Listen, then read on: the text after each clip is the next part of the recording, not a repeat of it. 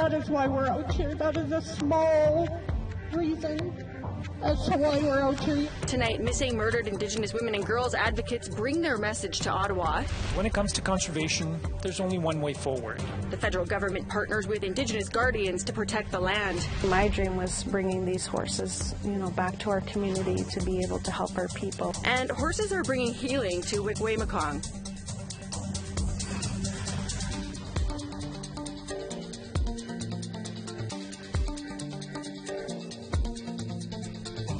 Good evening. Welcome to APTN National News. We start tonight in Iqaluit, where the state of emergency over the low reservoir level is now over. Our Kent Driscoll joins us. Kent, the state of emergency may be over, but I understand that doesn't mean that any of the underlying problems are solved, does it? Thanks. I'm here at the Apex River, one of the bodies of water the city of Iqaluit has gotten permission to pump from. And you're entirely correct. Just because the state of emergency has been removed doesn't mean anything has been resolved. The state of emergency existed for one reason: to help the city cut red tape in their application to pump water from this river via the Department of Fisheries and Oceans approving the process. Now, they have that permission now, and pumping is expected to begin here tomorrow. So yesterday, the territorial government removed their emergency declaration for Iqaluit because it isn't needed after the permission is granted. The city followed suit, as they didn't need the declaration active to start filling the reservoir by pumping. Iqaluit officials figure they need to pump 500 million liters of water into the Lake Geraldine Reservoir because a long, dry summer left it at about half the needed level. Now, that figure might come down. August was a wet one here in Iqaluit, which is really unusual. Iqaluit gets so little rainfall that technically we qualify as a polar desert. Now, we received 60 millimeters of rainfall in the month of August, and if you have a look behind me, we might even get a little bit more today, and that is helping. But the main issue that remains unresolved is the size of the reservoir. Iqaluit has received over $200 million in funding to expand the reservoir and replace much of the water infrastructure. The money is there, but the same challenges that face every major project in Nunavut face this one. Short construction season, the need to send all of your materials by sea lift, flying in specialized workers. Any major project here in the territory of this scale will take years, and this one's no exception. So it might not be a state of emergency anymore, but that sure doesn't do anything to help fill the reservoir. Back to you in Winnipeg. Thanks for that, Kent. A Saskatchewan woman is walking across Canada to bring greater awareness to the issue of missing and murdered Indigenous women and girls. Krista Fox of North Battleford was in Ottawa earlier this week, where she read the names of about 100 Indigenous people on Parliament Hill. They've either gone missing or been murdered. Fox says she was inspired to do the walk by the disappearance of her friend Ashley Morin, who's been missing since July 2018. That is why we're out here. That is a small reason as to why we're out here. Yes, we're out here for our loved ones, to help bring awareness so that we can bring Ashley home. It's been a long 4 years, more than 4 years, July 10th, and it's been too long.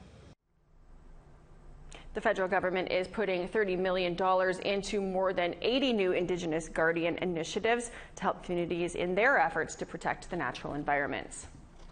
Guardianship initiatives are now in place in 170 Indigenous communities. Guardians' duties can include conservation, wildlife management, and monitoring human activities.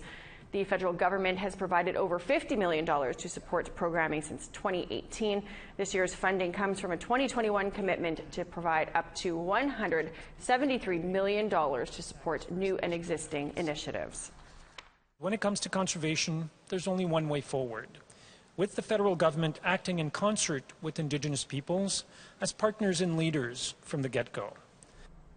A new 3-digit number is coming next fall. Dialing 988 will connect callers to mental health services and suicide prevention.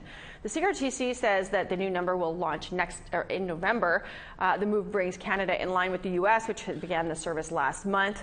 But first, all regions must adapt to 10-digit dialing. Right now, some parts of Canada still use 7 digits. CEO Ian Scott says 988 may save lives. A single, easy-to-remember point of contact will provide much-needed help to those in crisis and will be crucial to saving lives, although much work is left to be done to bring help to people who need it. We have accelerated timelines to ensure that 988 is implemented as quickly and as efficiently as possible. That's from CRTC Chairperson and CEO Ian Scott.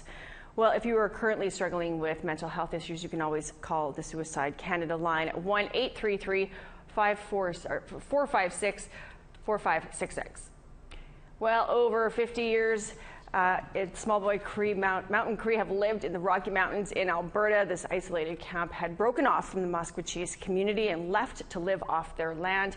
APTN's Chris Stewart spent a day with the people there as they prepared for a powwow. 3.5 hours west of Edmonton, residents of the Small Boy Camp are making final preparations for their traditional powwow.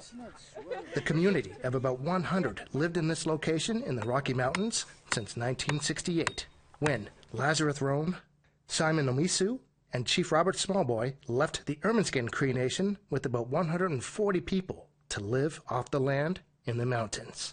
Rowan Roan and her sister, Zora Roan, are the granddaughters of Lazarus Roan.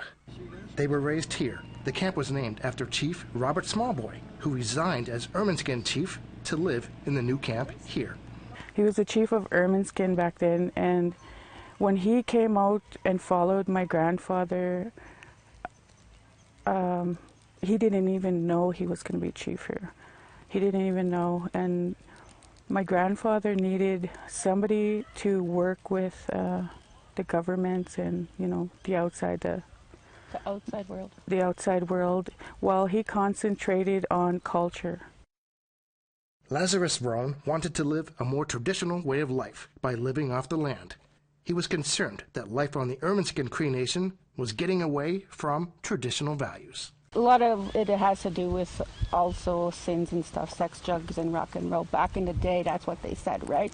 But that was they initially wanted to get away from that kind of life and come back to our traditional ways of knowing, doing, and being, back to the land. So we believe that we are part of the system, because we are the natural law, because we are connected to all forms of life. We're connected to so much here. That's who we are. In the 70s, about 1/3 of the people broke off. They had a falling out with a family. The Mackinac family was part of the group. There was a falling out, and then the Mackinacs created their own camp, and then Small Boy Camp was still a camp.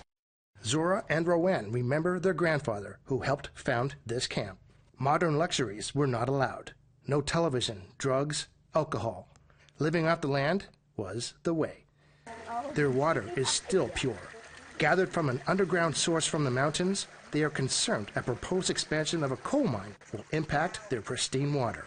They say that the Tech Resources Group are talking with them about the issue.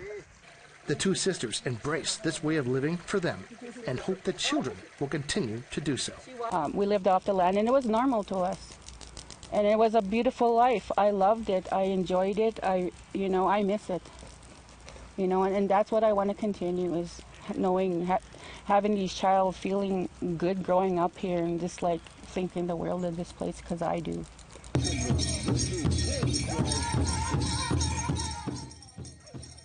It's not a reserve, it's Crown land. It's Crown land. We've been here for over 50 years. There's like other times that they try to push us out of here, but they have not succeeded. Have they stopped trying? I'm sure they're still trying. I don't think they have stopped, because this is a special place. For 2 days, they are celebrating their traditional powwow with friends and family, celebrating with them. This powwow here is for the children, because this is what my grandfather was about. He was about the children, future generations. So, we still try to bring this community together. Chris Stewart, APTN National News, Small Boy Camp, Alberta. We want to hear what you think about people leaving the Indian Act Reserve to live a more traditional community life. Here's how you can continue the conversation. Send your emails to news@aptn.ca. You can leave a comment on aptnnews.ca. You can also find us, of course, on Facebook, Twitter, Instagram, YouTube, and TikTok. Follow APTN News to join the conversation and see all of our latest stories. We need to take a quick break, but first, here's a look at a story that we're working on for you. Sinixt people from the U.S. beat Canada in its own Supreme Court for rights to their ancestral lands in BC, but the fight is just now beginning to be declared not extinct.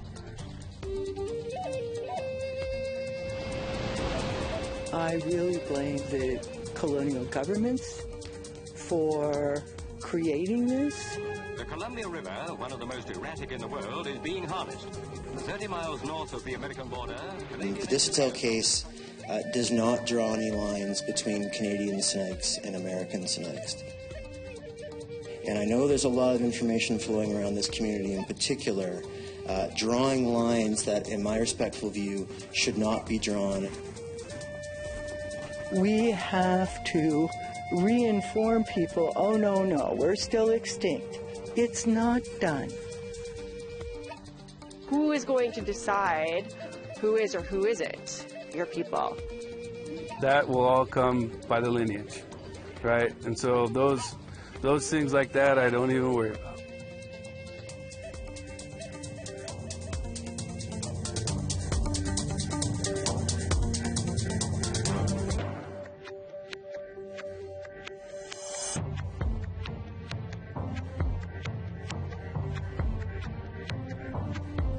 Welcome back. The latest film in the Predator franchise has been receiving praise for its Indigenous representation. For more on the success of the film and what it could mean for future projects, I spoke with Jesse Wente, the co-executive director of the Indigenous Screen Office, earlier. Jesse, the Indigenous Screen Office is all about Indigenous voices, telling Indigenous stories on the screen. How does a movie like Prey fare when it comes to Indigenous representation? I think it does reasonably well, certainly by Hollywood standards. It has an Indigenous producer, Indigenous stars. Clearly, the film took great pains to try to get it as right as you can in a story about a space alien coming to Earth to hunt. So it tried to get to be as accurate as one would maybe even more so than one would necessarily expect out of a movie about exactly that sort of subject matter. So I think certainly in the context of Hollywood, it represents a not insignificant step in the right direction. Yeah, well, and I think the response confirms that, right? The film's been hugely successful, racking up huge streaming numbers, breaking records. When I heard beat out the Kardashians for streaming, I was like, we've arrived, right? What message do you hope that this is sending to the film and television industry? Well, to follow up on your point, hopefully it means that if you want less of the Kardashians, you should program more Indigenous content. Might get you there. I think the success is probably maybe even the bigger story than the representation of the film itself. Because in Hollywood, the numbers are what's going to matter, right? In terms of whether they think that this is something they might do again, for example. And I think this is part of what we've seen as a trend in Hollywood, south of the Medicine Line. Yeah. Some very interesting Indigenous-led productions that have found very large audiences in a way that probably was not entirely expected by the studio. I expect in this case, if they had known quite the volume, it might have received a theatrical release, because that's more money that they might have skipped by maybe thinking this was a streaming only sort of film. So I think it adds to what is an increasing drumbeat that Indigenous people on screen, Indigenous people behind screen making the decisions about what goes on screen is profitable. Imagine that. So I think that's a really big boon. The one note of caution I would maybe say is that, Predator is a franchise. It's one of a series. And so part of the learnings that they may take, at least in terms of the Predator franchise, is, well, why don't we set another film, I don't know, in say feudal Japan or ancient Egypt. Like I think this is it in terms of the Predator franchise in our communities. But I think it breaks down some of the beliefs that making these sorts of shows wouldn't financially be viable. I think those days are very close to being in the rearview mirror, and I think that opens up a lot of opportunity. Well, and this, this is building on to your point. Reservation Dogs, Rutherford Falls. There's lessons in all of these, in addition to Prey. And so, let's hope that the television and film industry is paying attention and is ready to invest in more projects. Is that what you think the takeaway is from all of this? For sure. I mean, I think it will happen even just because a success like Prey and all the shows you mentioned, Rutherford Falls, Reservation Dogs, means the talent involved will likely get to do something else. Like, that's also what that success means. So it means even if it's just those folks, they're going to get to go off and do more. But I think there's other doors that open. And, listen, the Toronto International Film Festival is just a few weeks away. Mm-hmm. The Indigenous presence there, I think, is the greatest ever that we've seen. And that's including the folks from north of the Medicine Line.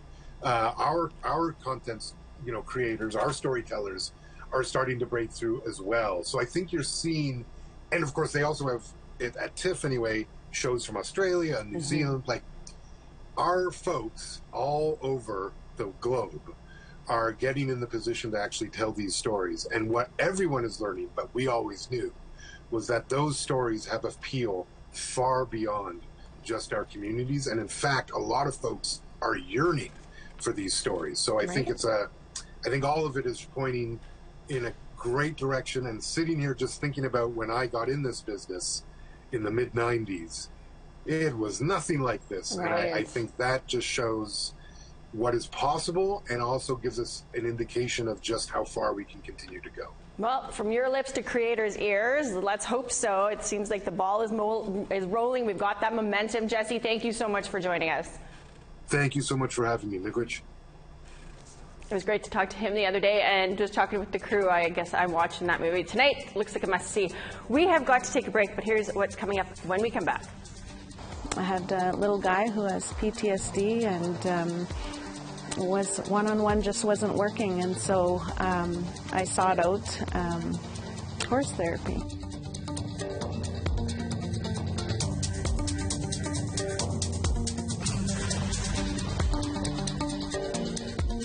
Welcome back. It's time now for our photo of the day. Today's pic is from the shoreline of Slave Lake in Canuso, Alberta at dawn. Thanks so much to Daniel Gutovitz for submitting this amazing photo of the still waters. We want you to share your pictures with us. Send them to share@aptn.ca. You can be our next photo of the day. Let's take a look now at tomorrow's weather forecast. We've got cloud and 24 for St. John's, 24 and sunny for Fredericton. Le Grand River, showers and 11 degrees. Kuujjuaq, 15 with some showers expected there. Sunshine and 19 for Montreal, Rouyn-Noranda and Val-d'Or, both 17 and sunny. Ottawa, mix of sun and cloud, 19 degrees expected. 27 and mostly sunny for Sault Ste. Marie. Sunshine and 29 for Thunder Bay. Kapuskasing and Timmins, both 18 with some showers. 21 and showers for Thompson, 19 and showers for Puckatawagan. 34 and sunshine for Winnipeg. Brandon, 36 and sunny.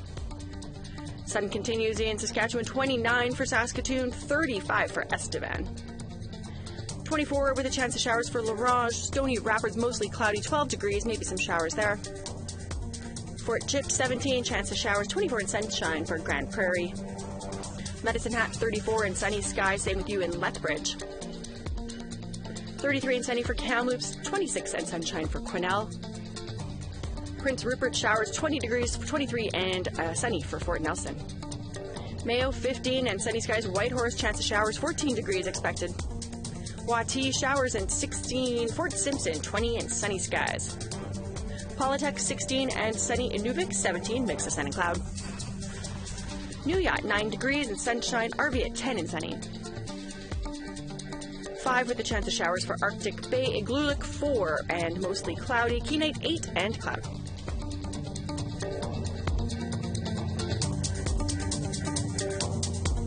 Throughout history, humans have used horses for many things, including getting from point A to point B, but also much more. Here's Annette Francis with a story about a program using horses to create connections on Manitoulin Island in Ontario. Put your hands on her. You wouldn't know it, but Marcia Manitowabi hasn't always worked with horses. I do one-on-one counseling with youth and children, and struggle with, that one-on-one talk therapy. So I had a little guy who has PTSD, and was one-on-one just wasn't working, and so I sought out horse therapy. She says she tried it for herself first and loved it. Then the biggest test came with the little guy she was counseling. In the very first session, he was leading that horse out of all the kids. And after the program was done, my coworker was looking at me and saying, tears rolling down her eyes, "Did you see that?" And that did it for me. And so ever since then, I've had a passion for this work. That session was about 4 years ago. That's when she decided it was something she had to learn how to do. So she found a mentor and became a certified equine assistant learning facilitator. And that's how MMIWG, Bajgojik, or healing horses, was born. For me, my dream was bringing these horses, back to our community to be able to help our people. And because I see the work that happens, it's unexplainable. And so for me, I'm just the vessel bringing them here, and the horses are the ones who do the work, really. And I get to witness it, and that's what makes it so amazing for me. In spite of the pandemic, things came together. Cash and Willow were donated to the program about a year ago, and Manitowabi is expecting more to arrive. She says at times it's been challenging. I had a lot of people come to me at the beginning and say, these horses are not ready for the program. And, there was a lot of doubt in this work that I was doing, and lots of fear. And so I had to work really hard to, do this work, build my own confidence and my own self-esteem, and building that trust with them. And so there are times when, I'd just go out in the field and I'd sing to them. Nicole Van Stone knows the difference that horse therapy like this can offer. It's helped her heal from her own trauma. She says it's been a powerful experience. It was the first huge step forward in healing.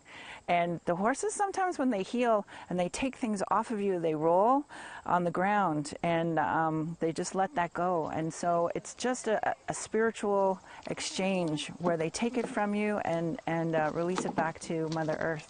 Manitowabi plans to move the horses up the road to the Ozwamik-Gittiganing Language Ranch, so language and culture can be included in the program. Annette Francis, APTN National News, Wikwemikong. That is a wrap on your midweek news. We're so thankful that you could join us. I'm Melissa Ridgen. Dennis Ward will be here tomorrow with more news for you. Until then, have a great night.